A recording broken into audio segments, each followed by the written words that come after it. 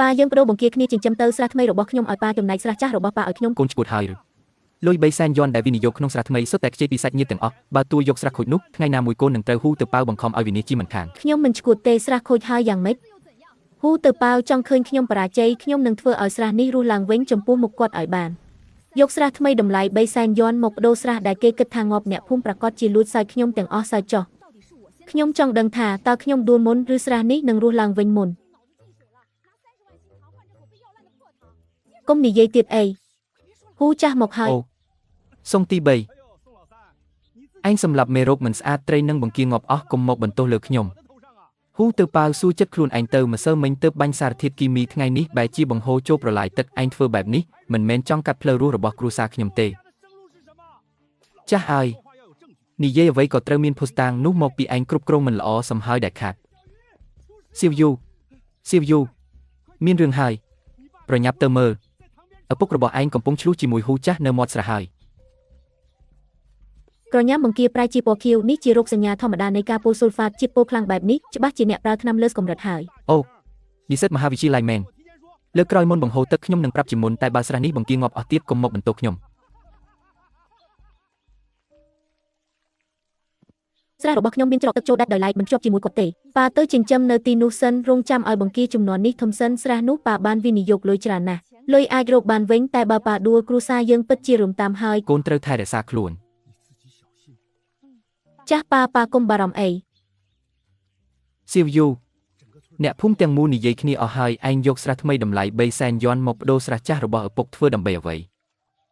ដើម្បីឲ្យចិត្តស្ងប់ដើម្បីជួយសង្គ្រោះឪពុកខ្ញុំទទួលស្រះដែលមានទឹកពុលគ្រប់គ្នាគិតថាខ្ញុំកំពុងរងចាំស្លាប់តែអ្នកណាទៅនឹកស្មានថាស្រះនេះបែរជាជួយសង្គ្រោះអ្នកភូមិទាំងមូលចៅមីនសូមជួយខ្ញុំផងខាងលើគេបង្ហូរថ្នាំចូលបង្គារបស់ខ្ញុំនឹងងាប់អស់ពេលទទួលស្រះចាស់នេះបានសម្អាតភក់នៅបាតស្រះហើយឬនៅគ្មានពេលសម្អាតទេខ្ញុំខ្លាចមិនទាន់ពេលក៏ដាក់កូនបង្គាចូលតែម្ដងចឹងបង្គាចំនួនដំបូងនេះគុំសង្ឃឹមថាទិន្នផលខ្ពស់និយាយអីភក់នៅបាតស្រះចាស់ក្រាស់ពេកបែបនេះមិនខុសពីឲ្យបង្គារស់ក្នុងរណ្ដៅលីមកទេនោះជាទ្រព្យសម្បត្តិទាំងអស់របស់ខ្ញុំអ្នកប្រកាសជាមានវិធីមែនទេដំបូងត្រូវប្រើថ្នាំកែគុណភាពទឹកសិនបើចង់សង្គ្រោះស្រះនេះទាំងស្រុងទៅរកសិស្សច្បងរបស់ខ្ញុំពេលនេះមានតែនាងម្នាក់ទេដែលអាចជួយបានអរគុណខ្ញុំជំពាក់អ្នកបាយមួយពេលច្រកទឹកចូលពីខាងលើត្រូវបានបិទជិតពេកសំណល់សារធាតុអាស៊ីតបន្តិចបន្តួចនេះអាចធ្វើឲ្យបង្គារបស់អ្នកងាប់បន្តិចម្ដងច្រកទឹកចូលក៏មិនអាចកែប្រែបានតើខ្ញុំមានតែរងចាំស្រាប់ទេបើទុកមិនបានអីចឹងត្រូវចម្រោះវាដាំកងកាងហើយដាក់ខ្យងនិងសត្វសែចូលធ្វើឲ្យស្រះខ្លាចជាម៉ាស៊ីនចម្រោះទឹកធម្មជាតិស្ថានភាពអស់សង្ឃឹមនៅមានវិធីបែបនេះទៀត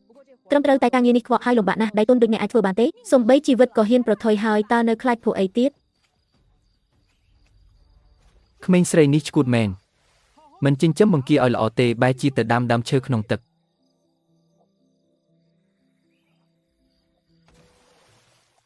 លោកគ្រូលីសូមមើលនេះខ្យងក្នុងស្រះនេះធំជាងខ្យងដែលគេចិញ្ចឹមជំនាញទៅទៀតការតេស្តលោហៈធ្ងន់ក៏ឆ្លងកាត់ទាំងអស់នេះហើយជាតម្លៃពិតនៃប្រព័ន្ធអេកូនេះមានន័យថា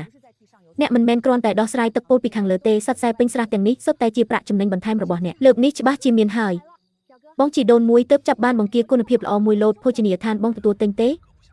សៀវយូមិនមែនបងមិនចង់ទិញទេនោះជាស្រះទឹកពុលគ្រប់គ្នាក្នុងវិស័យដឹងអស់ហើយបើមានបញ្ហាគេឈ្មោះហាងបងនឹងខូចអស់បានខ្ញុំយល់ហើយបងលោកវាងខ្ញុំសៀវយូស្រះខ្ញុំទើបចាប់បានបង្គាល្អមួយលោតស្រះទឹកពុលទុកទៅបងចាងបង្គានេះស្អាតណាស់ហានិភ័យធំពេកខ្ញុំមិនហ៊ានទិញទេសៀវយូអ្នករាល់គ្នាដឹងអស់ហើយថាគេឈ្មោះស្រះរបស់ឯងខូចអស់ហើយបង្គាពីស្រះទឹកពុលទោះឲ្យឥតគិតថ្លៃក៏គ្មានអ្នកណាហ៊ានយកដែរនៅចង់លក់ទៀតឬបង្គាល្អយ៉ាងនេះបងជីដូនមួយពួកគេបែរជាមិនទិញពិតជាមើលមិនស្គាល់របស់ល្អមែន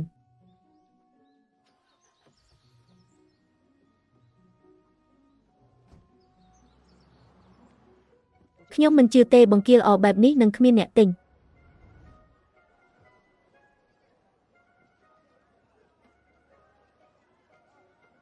មិននឹកស្មានថាទីផ្សារនៅទីនេះធំបែបនេះសោះសុងសៀវយូកុំខ្លាចជឿជាក់លើខ្លួនឯងលក់អីបង្គាចិញ្ចឹមនៅស្រះផ្ទះខ្ញុំមកពីណាមកពីភូមិសុងជាទីនោះមានស្រះទឹកពុលមួយអ្នកដឹងទេមិនមែនស្រះនោះទេមែនឬ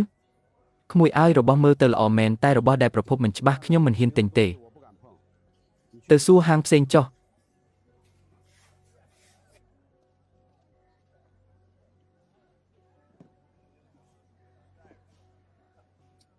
រូបរាងបង្គាល្អណាស់ចិញ្ចឹមបានប៉ុន្មានខែហើយ3ខែចិញ្ចឹមបានល្អដល់ថ្នាក់នេះស្រះណាភូមិសុងជាបង្គានេះខ្ញុំមិនទិញទេហេតុអ្វីមិនសាកភ្លក់មុន ព្រោះវាពាក់ព័ន្ធនឹងជីវិតមនុស្សបើអ្នកញ៉ាំហើយពលមិនមែនត្រឹមសង្លុយទេតែអាចជាប់គុកថែមទៀត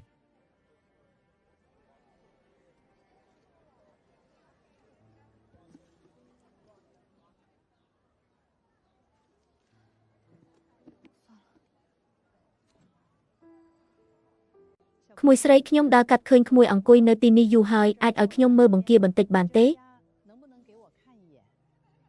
សៀវឈិនបើកឡានមកក្មួយស្រីបង្គានេះចិញ្ចឹមនៅឯណាចិញ្ចឹមនៅស្រះទឹកពោលក្នុងភូមិសុងជាជា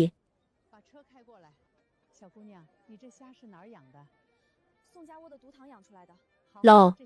បង្គានេះខ្ញុំទិញទាំងអស់ស្រះរបស់ក្មួយមិនធម្មតាទេស្អែកខ្ញុំនឹងឲ្យសៀវឈិនទៅពិនិត្យស្រះដោយផ្ទាល់បើជាបង្គាគុណភាពខ្ពស់ខ្ញុំនឹងទិញក្នុងតម្លៃខ្ពស់ជាងទីផ្សារ30ថ្ងៃក្រោយមានប៉ុន្មានខ្ញុំយកទាំងអស់លោកប្រធានចៅរឿងតម្លៃនេះគួរពិភាក្សាជាមួយផ្នែកទិញសិនទេមិនបាច់ទេរបស់ល្អមានតម្លៃប៉ុណ្ណាផ្នែកខ្ញុំដឹងច្បាស់មិនចាំបាច់មើលតែកិច្ចសន្យាទេស្រះរបស់ក្មួយស្អាតណាស់ស្រះហកខ្វក់មិនអាចចិញ្ចឹមបង្គាបានរសជាតិបែបនេះទេ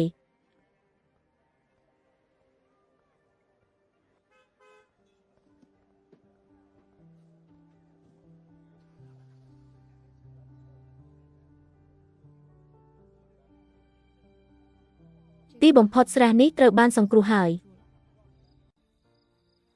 បង្គារស់មែនតែទិន្នផលអាចគ្រាន់តែរួចដើមប៉ុណ្ណោះតើខំប្រឹងទៅដើម្បីអ្វីរបស់ល្អមែនសម្បកភ្លឺសាច់ណែនគ្មានក្លិនថ្នាំគីមីសំបីតែបន្តិចនេះជាបង្គាអេកូពិតលោកស្រីបង្គានេះចិញ្ចឹមក្រោមព្រៃកោងកាងមិនដែលប្រើថ្នាំសំបីតែម្ដងអ្នកនាងស៊ីវយូខ្ញុំយកទាំងបង្គានិងខ្យងក្នុងឡូតនេះទាំងអស់ខ្ញុំឲ្យថ្លៃខ្ពស់ជាងទីផ្សារ30ថ្ងៃក្រោយមានប៉ុន្មានខ្ញុំទិញទាំងអស់ថ្លៃខ្ពស់ជាងទីផ្សារ30នោះមិនមែនជាខ្យងដែលយកមកទប់ទឹកពោទេ